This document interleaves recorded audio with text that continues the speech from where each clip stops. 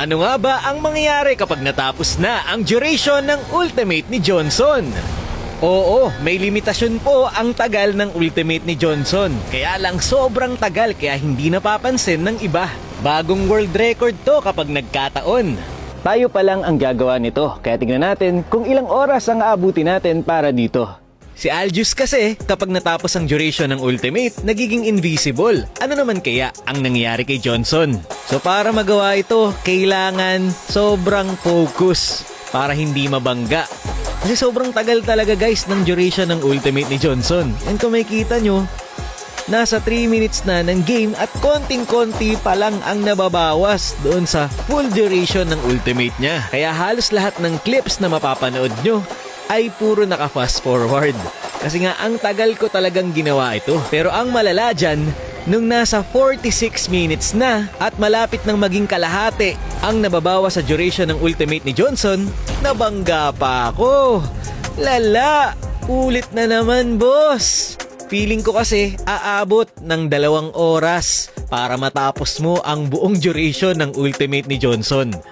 Pero dahil sobrang pursigido ako na magawa ito, para sa kaalaman ng lahat ng buong mundo, uulitin natin. Sa totoo lang, hindi naman sobrang hirap nito. Kaya lang nakakatamad talaga. Imagine, 2 oras kang paikot-ikot lang sa mapa. Okay lang sana kung nagdadrive ka tapos may mapupuntahan ka.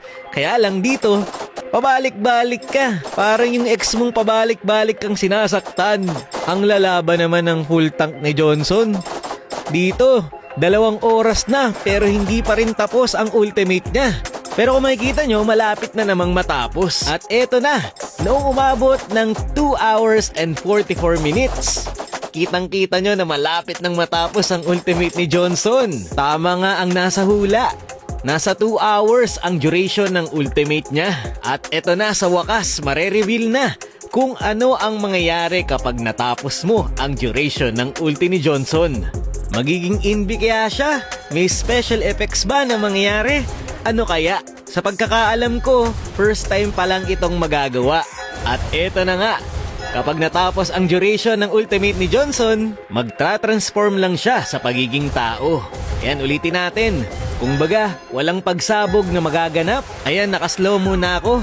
At ayun, kusa lang na wala yung ultimate niya.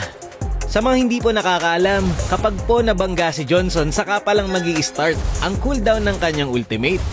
Pero ang nangyari dito, after 2 hours ng pagdadrive, may ultimate na ulit siya. Hindi po ako naka-no cooldown dyan. Sadyang ganun lang talaga kapag natapos mo ang duration ng ultimate niya. Pero yun nga, imposible pa rin itong magawa sa totoong game kasi 2 oras lang naman talaga ang tagal ng classic, rank, or custom. Pero isang misteryo na naman ang nabigyan natin ng kasagutan. Yun lamang for this video. Maraming salamat sa panonood and to God be the glory.